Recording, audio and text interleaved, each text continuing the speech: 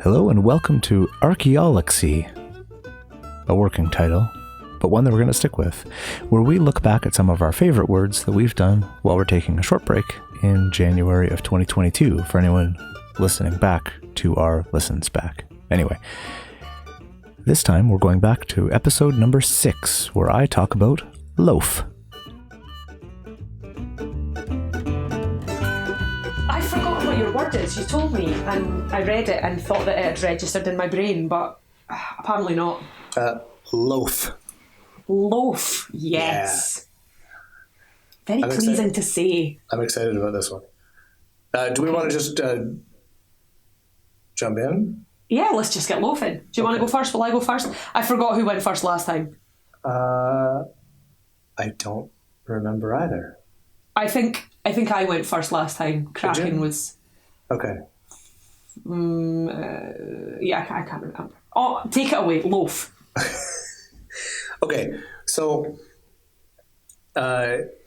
first off, the only reason I bothered looking this up, and this harkens back to the snob entry when we got on that little tangent about mouthfeel and whether words have it.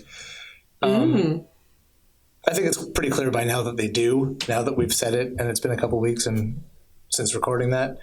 But loaf has always been one of my favorite words, just in the sheer, like, I mean, it's not onomatopoeia because it's not a sound, but it's like if there was a word for onomatopoeia, but instead of saying its name, it says its essence and the feeling it evokes, like a loaf. It's just a light, fluffy word. Do you know, I always say that there should be a word for that thing. A word for words that are onomatopoeic but that don't make a sound. Yeah. Yes. I may have to dig out my old Greek primer and see if I can construct a word that would fit that bill. But yeah, who knows? Perfect. Maybe I'm just not learned enough. Someone should do that, because that should be a word. We need that word. It should definitely be a word. Because loaf is one of those. So I looked it up because I was like, I wonder where that, it's a strange word. I'm wondering where it comes from and everything else. So as usual, we turn to the Oxford English Dictionary. Hooray! And it is forever ago. It comes from Germanic. Of course. And Old English, from Old High German and Middle German. And the Old English was, I think, hlaf or hlaf. I'm not sure what that vowel is, but it's, the HLA with an accent. Speak Old Germanic to me. Yeah, that's right.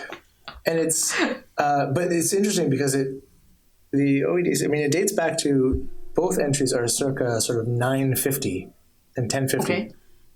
So it's 10th century, super, super old. But it's unclear whether it was first used just as a word for bread. It's always been bread. It's always had to do with bread. And whether it first meant it was just literally a synonym of bread, or if it was the way we use it now, which is as like a unit of bread. A chunk of bread is a loaf. But it's interesting that nobody seems to be sure whether it went from the general to the specific, or if it was once specific and then was general for a bit as well, and then went back to the specific. That's unclear. But that was kind of an interesting thing. And otherwise, that would have been the end of it, and I wouldn't have dedicated a whole anything beyond that to this. I would have just been, oh, look at that. That's kind of interesting. But it means what it means now. It's resilient because it's been nearly 1,100 years of a word meaning the same thing that it's always meant, which in itself is a bit weird. Yes. That it doesn't seem like it's ever changed. I also found myself wondering recently, apologies if I'm interrupting and you want to just tell me to shut up and go on with what you're talking about. But no. I found myself wondering lately, so, a word like loaf, like you say, it's meant the same thing for a long ass time. But at some point in time, it must have just been a sound. Yeah, someone just made a noise. Yeah, and at which point did that sound become that thing. I suppose what I'm talking about is the holy grail of etymology, really. Where does the sound become the meaning? Yeah, at what point does just noises become actual words? Yeah, and are there certain noises that are destined to mean those things? For example, sorry, I'm side noting again, but there's a reason why the word for mother in so many different languages contains the syllable m in some way, shape, or form. Yeah. And it's to do with the development of the soft palate in humans. Yeah, they're all bilabial stops or fricatives. It's either the ma for mom or the pa for father. And essentially it's to do with the fact that these are some of the first sounds that human beings can make. And thus some of the first words that they begin to say. Yeah. And that kind of blows my mind a little bit. Yeah, I've always liked that. And how they are pretty much universal. Yeah, we biologically developed for those sounds to mean those things. And I wonder if there are other examples of that, such as loaf. Such as loaf. Pray continue, and I will shut my yap. No, it's the thing that I find interesting about this now. It's sort of a cheat because I'm kind of working backwards to get to a bunch of different endings. But is how many things relate to variations or adaptations or combinations building on the word for loaf. So, for instance, if you look at the etymology in the OED for loaf, you get to the Old Germanic and the Old English, and it sort of is hlaf for English or lieb or lieb. It says Old High German, Middle High German. It's like lieb or lieb. Old Norse has the same type of thing. Danish, Middle Swedish is lev. There's all these different things. But what's interesting is it talks about, and then it goes into how other words, when you sort of, the Gothic is this hlaif, and then whence gachlaiba is like a comrade or messmate, so someone with whom you share bread. Ah, lovely. Is like and then it relates that, which is something I hadn't realized, but of course it makes a lot of sense, to, here comes Latin, compagno or companion contains that pan. Panio, which of course. In French would be pain. And com meaning with, as in community. So a companion is someone with whom you share a loaf of bread. You share bread. So we get companion, we got all these different, like in German, the messmates and stuff like that. Now, we don't really have, it's weird that we took bread and took loaf from German, but we took companion from, we don't really have an equivalent word for friend in English, I don't think, other than companion that involves bread, but from that different family line.